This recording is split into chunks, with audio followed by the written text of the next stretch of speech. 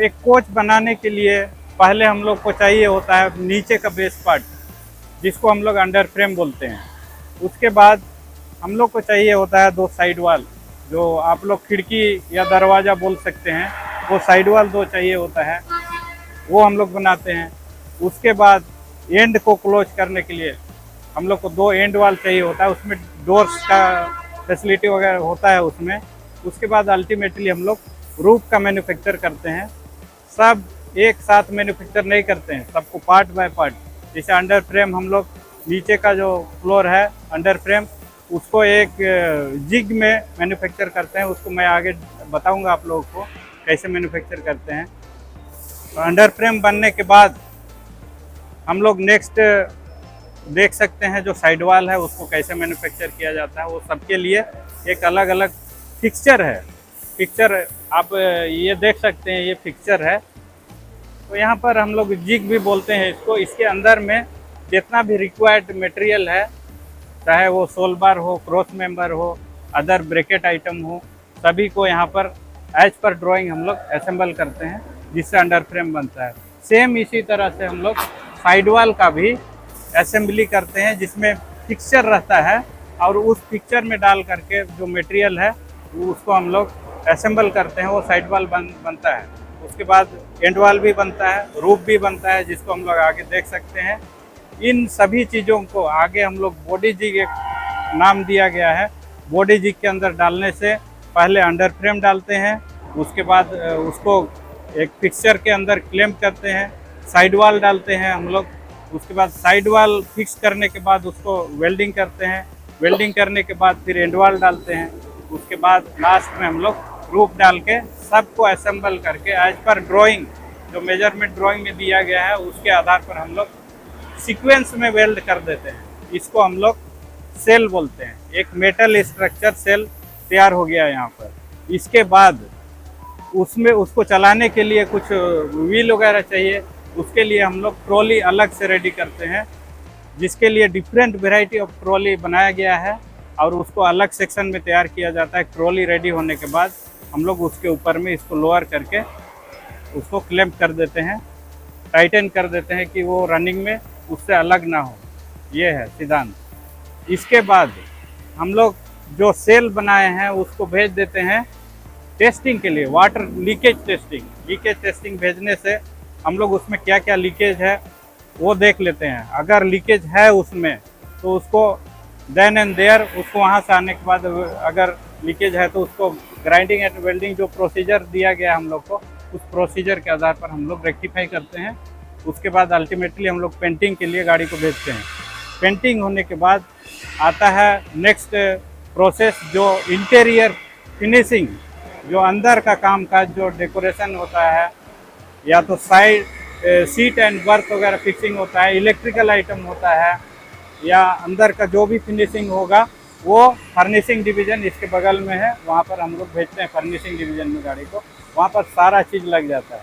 उसके बाद आपको लगेगा कि वो एक कोच है, रेलवे की कोच बन के तैयार हो गई। As per railway board instruction हम लोग कितना गाड़ी बनाना है, कब कब बनाना है, वो शेड्यूल हम लोग को दिया जाता है, वो हम लोग रेडी करके यहाँ पर देते हैं। सर एक क्वेश्चन ये है कि एक कोच बनने के लिए एवरेज टाइम कितना लगता है? हाँ, वो आपको 1 महीने के आसपास लगभग हम बोल रहे हैं, क्योंकि डिफरेंट स्टेजेज हैं। सब एक साथ बनना चालू होता है, एक साथ कोई पहले निकलता है, कोई बाद में निकल जाता है। तो 1 महीने लगभग पकड़ के चलिए, 4000 के आसपास लगभग 4000। यस, हाँ, थोड़ा बहुत आगे पीछे होता है, इंक्लूडिंग वंदे भारत। हाँ, ये वंदे भारत ट्रेन 4 का एक यूनिट रहता है, 4 कोचेस 1 यूनिट।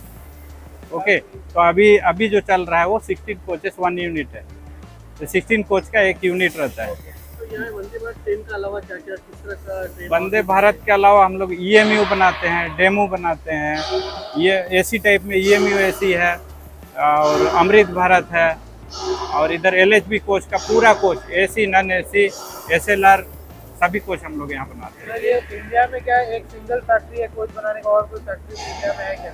यस, इंडिया में 4 फैक्ट्रियां हैं, उसमें से 3 इफेक्टिवली वर्क कर रहे हैं।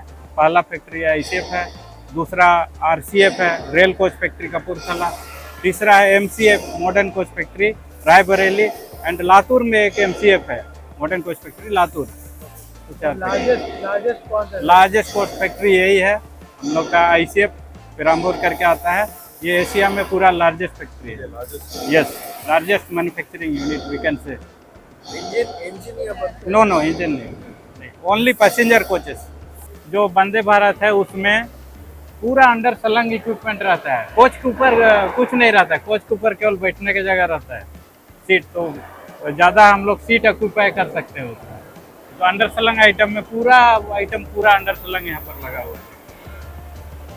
और सर इसमें सारा यूनिट नीचे रहता है कि रूफ के ऊपर भी यूनिट? रूफ के ऊपर बहुत कम है, AC है और इलेक्ट्रिकल ओवरहेड वायर, बस वही है। और इसमें फिनिशिंग का काम अंडर प्रोसेस है। नहीं कंप्लीट नहीं है, ओनली वायरिंग कंप्लीटेड। पार्ट्स वगैरह इसके बाद लगेंगे। यस, कैन सी इंसुल बोलते हैं, वो हीट इंसुलेशन के लिए वो पैकअप करके रखते हैं ताकि बाहर का हीट अंदर ना है, AC प्रॉपर तरीके से काम करे।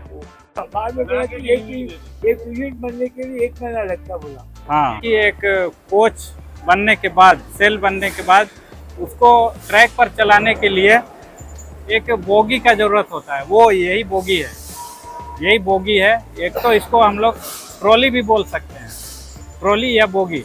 इसमें 4 चक्के होते हैं और फ्रेम रहता है। इसका अरेंजमेंट 4 चक्के और फ्रेम।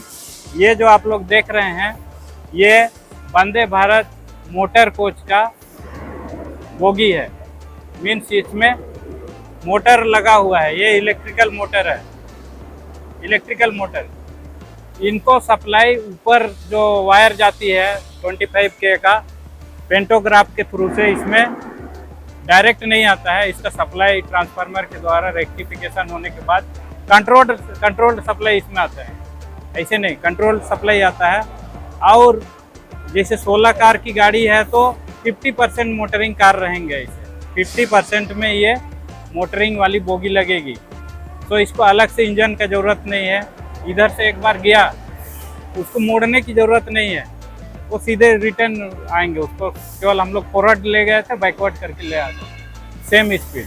यानी कि वंदे भारत तो इंजन डालने से क्या है ना, हम लोग एक बार जैसे विशाखापट्टनम हुआ, चेन्नई हो गया, उस समय डेड एंड रहता है, उधर आगे हम लोग नहीं जा सकते। तो इंजन को हम लोग को रिवर्स करके उधर बैक साइड जोड़ना पड़ता था। वो कंसेप्ट यहाँ पर खत्म हो गया। और ये स्पीड भी क्या इंक्रीज करता है? हाँ, स्पीड हम लोग जो इंजन वाली ट्रेन में स्पीड कम रहता था, लेकिन इसमें ज़्यादा स्पीड 160 किलोमीटर। लेकिन बोगी का एक ही ट्यून में होगा स्पीड। सब इलेक्ट्रिकली कनेक्टेड है। यस, वो ड्राइविंग पावर कार में जो ड्राइवर रहेगा वो एक ऑपरेट किया तो सारे कोच एक साथ काम करेंगे। चाहे वो मोटर हो, चाहे दूसरा लाइट फैन हो, चाहे डोर का ओपनिंग क्लोजिंग हो, सारा चीज़ एक साथ इंटीग्रेटेडली काम करता है। ये जो मोटर्स है ये इंडियन मैन्युफैक्चर करते हैं, कहाँ से? हाँ, मोटर मैन्युफैक्चर डिफरेंट कंपनी है। I am not sure about that, कौन सप्लाई कर रहे हैं अभी, उसके बारे में मैं डिस्कशन करते हैं। मोटर्स वगैरह लगाते हैं आप लोग? सप्लाई एंड इंस्टॉलेशन भी है इसमें। बेसिक वही चल रहा है अभी। अंडर बेस प्लेट जो बोल रहे थे हम, वो हो गया अंडर फ्रेम। ये पूरा सेट है, ये मेटल स्ट्रक्चर रहता है पूरा। Yes, first under frame we are making this is what. इसके नीचे जितना भी आइटम आएगा अभी इसके ऊपर में हम लोग फिक्स कर देंगे। ये है साइड वॉल का पिक्चर। पूरा विंडो कट होने के बाद, लेजर कट में विंडो कट होने के बाद इधर पे प्लेस करते हैं। इससे क्लैंप वगैरह है, क्लैंप हम लोग इससे क्लैंप करते हैं। क्लैंप करने के बाद उसको जो भी सीट के साथ में जो भी अटैचमेंट लगता है, वर्टिकल मेंबर, क्रॉस मेंबर हो गया, बॉडी पिलर हो गया, वो सब सपोर्टिव आइटम, बैक पीसेस, वो सब डालने के बाद यहाँ पर वेल्डिंग करते हैं। वेल्डिंग करने के बाद लिफ्ट करके नेक्स्ट हम लोग स्पॉट वेल्डिंग के लिए भेजते हैं। ये हो गया साइड वाल डालने के बाद, साइड वाल क्या है, एक सीट है, ये स्टेनलेस स्टील का सीट है, उसमें बैक पीछे से उसको खड़ा रखने के लिए स्ट्रॉन्ग चाहिए ना, सीट तो खड़ा हो नहीं सकता है, वो है बॉडी पिलर या सपोर्टिव पीस या क्रॉस मेंबर, बैक पीसेस वगैरह है। ये लेजर कट के द्वारा हम लोग बनाते हैं और ये लेजर कट का यहाँ पर डिस्प्ले है, ऐसे कट करके इसको प्रेस करके ये शेप डालते हैं, इसमें शेप डाला हुआ है स्ट्रॉन्ग बनाने के लिए। ये हम लोग का लेजर कटिंग यूनिट है, पूरा कंप्यूटराइज एसी है, एसी के अंदर ये वैना पेरमल ये तो कटिंग मोड था बोले। यही साइड वाल का चर्चा हम लोग वहाँ पर किए थे, जो जिग में बनाया गया था, उधर क्लैम्प कर सीट मेटल क्लैम्प करने के बाद ये विंडो कट वगैरह प्लेस करने के बाद ये वेल्डिंग हो गया है। अभी वहाँ वेल्डिंग हो, कुछ वेल्डिंग वहाँ हुआ, टैग वेल्डिंग बोलते हैं। इधर वो मशीन है हम लोग का स्पॉट वेल्डिंग, वो भी होने के बाद ये रेडी टू यूज है। यहाँ पर ready to use, we can use this as per requirement, किस गाड़ी की है उस गाड़ी में जाके लगा सकते हैं।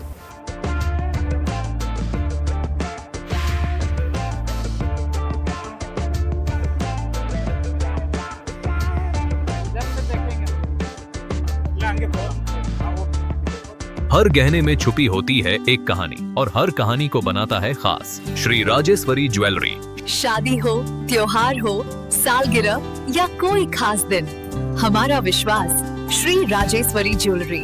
यहाँ मिलता है आपको शुद्ध हॉलमार्क गोल्ड ज्वेलरी का बेहतरीन कलेक्शन, क्वालिटी जो दिल जीत ले, डिजाइन जो नजरें थाम ले और भरोसा जो पीढ़ियों तक साथ निभाए। श्री राजेश्वरी ज्वेलरी, जहाँ हर खुशी का गहना आपका इंतजार कर रहा है। पता नियर शास्त्री रोड, एबरडीन बाजार, श्री विजयपुरम।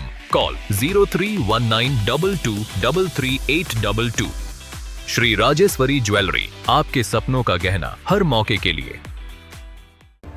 अंडर फ्रेम और साइड वाल और रूफ और एंड वाल सबको one by one, under frame पहले रखते हैं, नीचे वाली अंडर फ्रेम हो गया, वो रखने के बाद उसको पूरा टाइट करते हैं एज पर स्पेसिफिकेशन, जो भी मेजरमेंट जिग के अंदर में दिया हुआ है। टाइट करने के बाद साइड वाल रखते हैं जैसा आप लोग देख रहे हैं, उसके बाद एंड वाल रखते हैं, वो ये एंड में वो एंड में, उसके बाद रूफ। सभी चीज़ों को मिला करके, हाँ सीट्स वगैरह बाद में प्लान होता है, यस प्री प्लान रहता है। जैसे तो वेल्डिंग पूरा होने के बाद, पूरा वेल्डिंग नहीं होता है, अंदर जो इसको लिफ्ट करने के लिए जितना वेल्डिंग ज़रूरत है वो हम लोग यहाँ पर वेल्डिंग कराते हैं। उसके बाद इसको लिफ्ट करते हैं by crane, 20 ton overhead crane है ऊपर, उससे दो क्रेन लगा करके इसको उठाने के बाद जो डिप्लोरी होता है टेम्पोररी, उसके ऊपर रखते हैं, बाकी वहाँ वेल्डिंग होता है। साइड वाल का वेल्डिंग हो गया, टिक वेल्डिंग हो गया, वो वहाँ पर वो कंप्लीट होता है। कंप्लीट होने के बाद हम लोग नेक्स्ट सेशन भेजते हैं। आंधे पकड़ आएंगे वापस। तो ये हो गया हम लोग का LHB लाइन, जहाँ एक सेल बनने के बाद यहाँ पर हम लोग बाकी का काम यहाँ पर हो रहा है। पूरा पेंटिंग होकर के गाड़ी आने के बाद जो इंटीरियर फिनिशिंग वगैरह होता है और इसका वायरिंग वगैरह जो भी सिस्टम है, अंडर फ्रेम वो उसमें जो भी अंडर सलंग आइटम है आप लोग देख सकते हैं, वायरिंग लगा हुआ है, अंडर सलंग आइटम यहाँ पर लग रहा है, साथ ही साथ उसके अंदर का इंटीरियर फिनिशिंग वो भी काम चल रहा है।